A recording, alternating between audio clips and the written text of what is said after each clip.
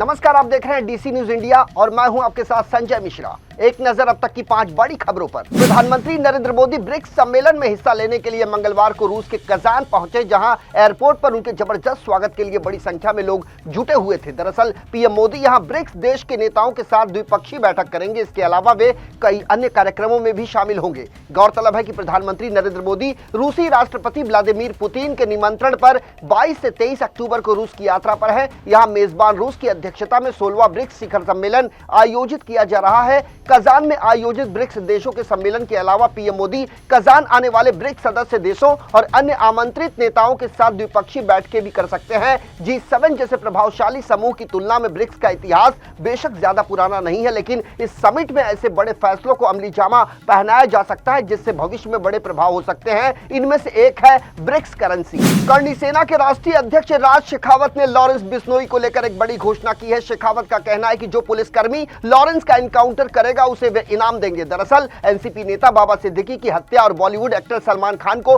जान से मारने की धमकी देने के बाद से ही गैंगस्टर लॉरेंस बिश्नोई लगातार सुर्खियों में है। अब करणी सेना ने लॉरेंस बिश्नोई का एनकाउंटर करने वाले पुलिसकर्मी को इनाम देने की घोषणा कर दी है, जिसमें अब ये मामला लगातार तूल पकड़ने लगा है। राज शेखावत ने इंस्टाग्राम पर वीडियो जारी किया है जो तेजी से सोशल मीडिया पर वायरल हो रहा है। लॉरेंस बिश्नोई को देश के लिए खतरा बताते हुए राज शेखावत ने गुजरात की बीजेपी सरकार पर भी हमला बोला है। वैसे राज शेखावत इन दिनों मध्य गुजरात के दौरे पर हैं। उनको क्षत्रिय महासम्मेलन में आने का न्योता दिया गया था। जानकारी के मुताबिक करणी सेना के प्रमुख सुखदेव सिंह गोगामेड़ी की 5 दिसंबर 2023 को कुछ अज्ञात हमलावरों ने गोली मारकर हत्या कर दी थी। इसके बाद कथित शूटर्स मौके से फरार हो गए थे। वहीं गोगामेड़ी की हत्या के कुछ घंटों बाद लॉरेंस बिश्नोई गैंग ने इसकी जिम्मेदारी ली थी। शायद यही एक बड़ा कारण है कि अब करणी सेना लॉरेंस बिश्नोई के खिलाफ हो गई है। 26/11 मुंबई हमले के आरोपी तहव्वुर राणा को भारत लाया जा सकता है। अमेरिका की ओर से कनाडाई पाकिस्तानी नागरिक तहव्वुर राणा का प्रत्यर्पण कराया जा सकता है। खबरों के मुताबिक दिसंबर महीने के दूसरे सप्ताह में राणा को प्रत्यर्पित किया जा सकता है। सूत्रों के मुताबिक इस मामले को लेकर हाल ही में दिल्ली स्थित अमेरिकी दूतावास में एक बैठक हुई। इसमें दोनों देशों की केंद्रीय जांच एजेंसियों और कानूनी विभागों के अधिकारी शामिल हुए। तकरीबन 3 घंटे तक चली इस मीटिंग में राणा के प्रत्यर्पण पर चर्चा हुई। इस प्रत्यर्पण के लिए भारत सरकार की तैयारियों पर भी बातचीत हुई। साथ ही साथ तहव्वुर राणा के जेल में आने के बाद उसकी व्यवस्था पर भी बातचीत की गई। इससे पहले 23 सितंबर को संयुक्त राज्य अमेरिका की अपील पर अदालत ने राणा के अनुरोध को अस्वीकार कर दिया था। अदालत ने कहा कि प्रत्यर्पण संधि के तहत आरोपी को भारत को सौंपा जा सकता है। वहीं 15 अगस्त को अदालत ने कहा था कि भारत ने मजिस्ट्रेट न्यायाधीश के इस निष्कर्ष का समर्थन किया है कि वो तहव्वुर राणा ने अपराध किए हैं और इसके लिए पर्याप्त सबूत भी हैं। तहव्वुर राणा फिलहाल लॉस एंजलिस की जेल में बंद है। महाराष्ट्र विधानसभा चुनाव के चलते 15 अक्टूबर से आचार संहिता लागू है। इसी बीच 21 अक्टूबर की देर शाम पुणे ग्रामीण पुलिस ने सोमवार को एक कार से 5 करोड़ रुपए की नकदी जब्त की है। पुलिस के मुताबिक शाम के समय मुंबई बेंगलुरु हाईवे पर खेड़ शिवपुर प्लाजा के पास पुलिस नाकाबंदी की गई थी। इस दौरान सतारा की ओर जा रही एक संदिग्ध कार को पुलिस ने रोका।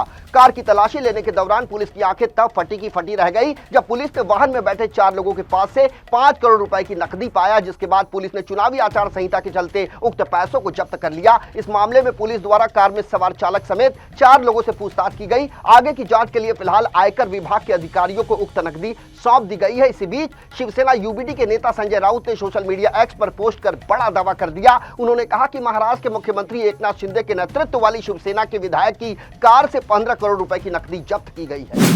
महाराष्ट्र विधानसभा चुनाव से पहले शिवसेना यूबीडी ने भारतीय जनता पार्टी पर गंभीर आरोप लगाया है कि वो 150 विधानसभा क्षेत्रों में फर्जी मतदाताओं के नाम शामिल करने की लगातार कोशिश कर रही है, जिनमें से अधिकांशतः पर बीजेपी चुनाव लड़ रही है। इस संदर्भ में शिवसेना यूबीडी के मुखपत्र सामना की संपादकीय में कहा गया है कि बीजेपी ने मतदाता सूची में फर्जी नाम शामिल करने के लिए ये कदम उठाया है क्योंकि वो चुनाव हारने के डर से ग्रस्त है। सामना के संपादकीय में यह भी कहा गया है कि बीजेपी ने पहले ही 1000 मतदाताओं के नाम हटाने के लिए पहचान की है और उनकी जगह फर्जी नाम शामिल किए जा रहे हैं। सामना के अनुसार बीजेपी कार्यकर्ता मध्य प्रदेश और छत्तीसगढ़ में रहने वाले लोगों के आधार कार्ड नंबर का उपयोग करके उनके नाम महाराष्ट्र में शामिल कर रहे हैं। शिवसेना यूबीडी के आरोप के बाद महाराष्ट्र के मुख्य निर्वाचन अधिकारी कार्यालय ने इस मामले में स्पष्टीकरण भी जारी कर दिया है, जिसमें उन्होंने कहा है कि मतदाता सूची की समीक्षा प्रक्रिया के दौरान सभी नियमों का पालन किया गया है।